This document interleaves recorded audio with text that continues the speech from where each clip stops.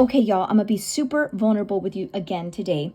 I believed a lie about God, okay? And this lie was that God was gonna punish me. So I was like freaking out all the time. Anxiety, I'm super hard on myself. You know me, you know that. And I'm like, oh my gosh, I messed up, and God's not gonna bring thy spouse into my life. God's going to let me get into a car accident. God's gonna let me lose all my money, lose my job. I'm not gonna get that dream job that I've been applying for. Whatever it is, I felt like God was against me. And as a child of God, born again, repenting of your sins, God is always working for your good.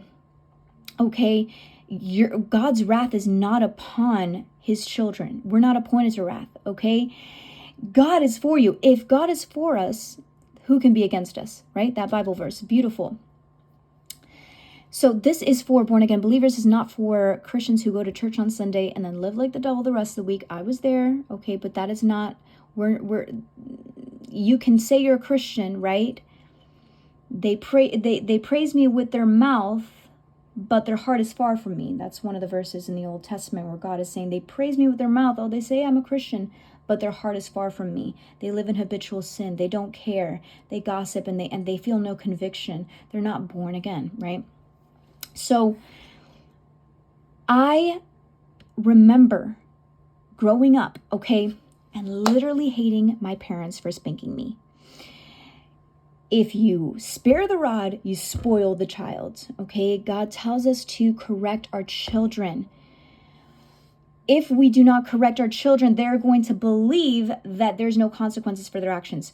The house, the home, under their parents' authority is the first authority that they have, and that's how they learn how to respect God's authority later on in life, and that's how they're going to learn how to respect legal authority, like, teachers or whatever, or like police officers.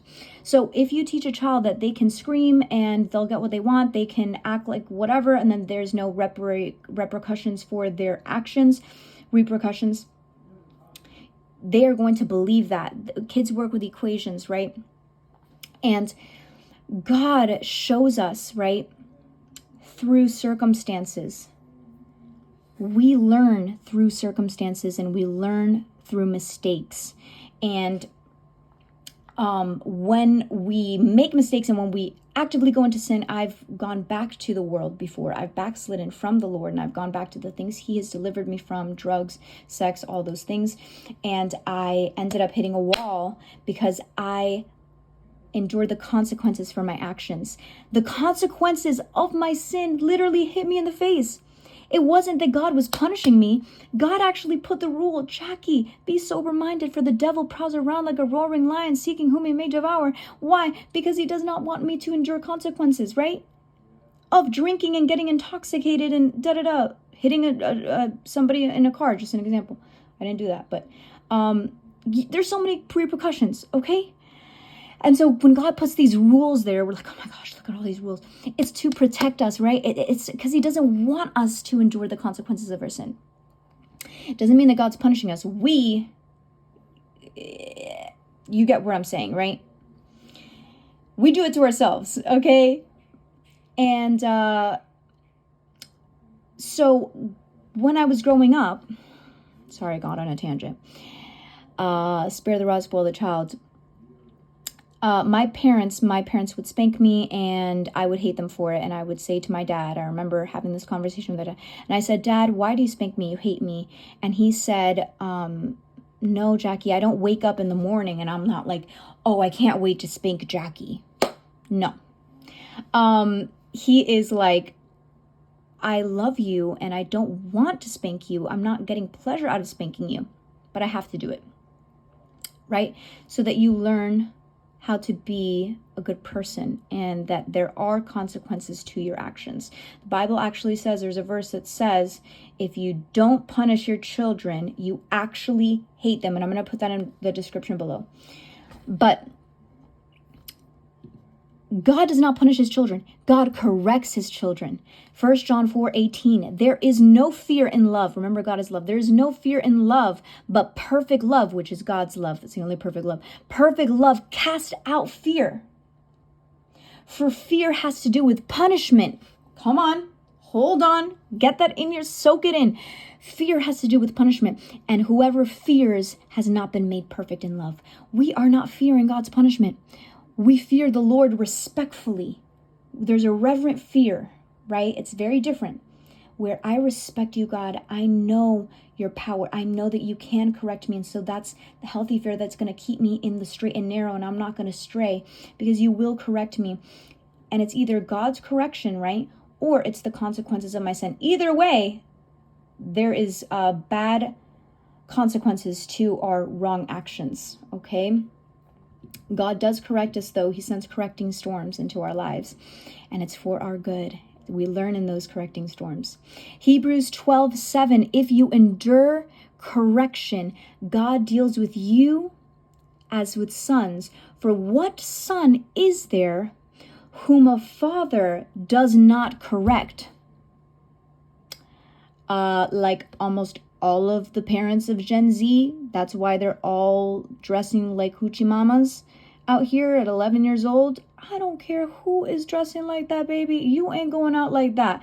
Ain't gonna happen, okay? Give me your phone. You wouldn't even have a phone, okay? I'm like a big advocate for no phone, okay? We don't need a phone. Just because everybody had a phone and everybody has one, you don't need a phone. We're gonna do a lot of fun stuff. You don't need a phone, I promise you.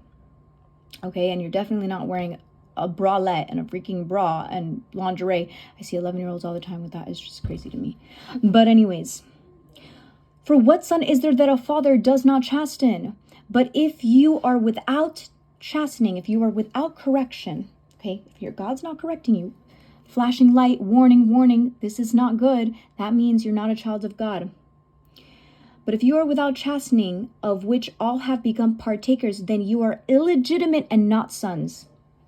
If you ain't getting punishment, baby, you ain't God's son, God's daughter. Period. Not a good sign. Furthermore, we have had human fathers who corrected us and we paid them respect. Okay? Shall we not much more readily be in subjection to the Father of spirits and live? For they indeed for a few days corrected us, chastened us as seemed best to them. But he for our profit. Okay? He does it. He corrects us for our benefit. Okay? So that we learn. That we may be partakers of his holiness. It brings us holiness. We grow in holiness. We learn from our mistakes, right? Now, no chastening seems to be joyful in the present, but painful. Who wants to be chastened? Who wants to be corrected? Nobody. Nevertheless, afterward it yields the peaceable fruit of righteousness. It yields the fruit of righteousness. It produces that fruit to those who have been trained by it. Come on, you got to be trained by it. You can get whipped and chained, right? But if you are not getting it, then you're not getting it, right? You don't receive the correction. You're angry at God. Oh my gosh, correction. You got to receive it to be trained by it so that it can produce the fruit of righteousness in your life, right? Proverbs 3:12 says, for the Lord corrects him whom he loves, as a father the son in whom he delights. Okay? Now, this is how your sin can catch up to you, okay? And I've given this analogy before, so if y'all have heard it, just skip through this. But a little boy and a daddy. And a little boy says to the daddy, everybody's out there playing games on their bikes. Can I go, Dad? Yes, son, you can go, but you need to put on your knee pads and your helmet. Oh, well, Daddy, I just don't want to because they're going to make fun of me. I'm going to look stupid. Well, you have to because you need to protect yourself. You're going to get hurt. You're not fully trained on that bike. Oh, well, you just don't know. I'm better. I know what I'm doing on that bike, and I know better than you, and I'm going to look good, and I'm not going to look stupid out there. Okay. The father lets him go. He goes, he scrapes his knee, falls off the bike, scrapes his knee, comes back crying. And the Father God, this is how he reacts. He says, it's okay. Now we learned our lesson, right? Okay, I love you. Let's patch up that wound. Let's clean it up. When you go back into the world and you have sex before marriage, I've been there. I left the Lord again. I backslid again before. And I endured consequences for my actions. But I went back to sex, I went back to drugs, I went back to partying, I went back to all that, and I endured some serious consequences that God never wanted me to endure. But if you are there, if you are in a place where you have left the Lord, you're no longer praying, or you're doing bad things, come back to Jesus. You know what? Even in the midst of you're doing bad things, talk to him through it. The more you spend time with Jesus, the more you become like him. You are who you spend time with. You are the company. Be not deceived. Bad company corrupts good manners, good character. Okay? He who walks with the wise is wise, but a companion of fools suffers harm. So it's very important who you hang out with, because you won't be like them. Okay? But God, spend time with God. Even in the midst of you doing all that stuff, talk to him. He'll help you through it. He will help you through it. But God is not going to point the finger at you when you come back. He's not like humans. When you come back with a scraped knee, God is going to disinfect it. He's going to love you. He's not going to tell you, I told you so. If you have parents that have said that to you, I'm sorry. God will always take you back in. Come running.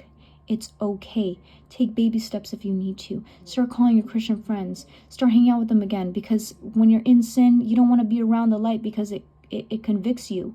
I stopped hanging out with my Christian friends when I was backslidden. Start hanging out with them again. Start going to church. Whatever you need to do. Whatever you need to do, just fight for your relationship with Jesus. Get up and fight. And say, God, I need your help. I don't want to spend time with you. I don't want to. But give me the desire, because I need you.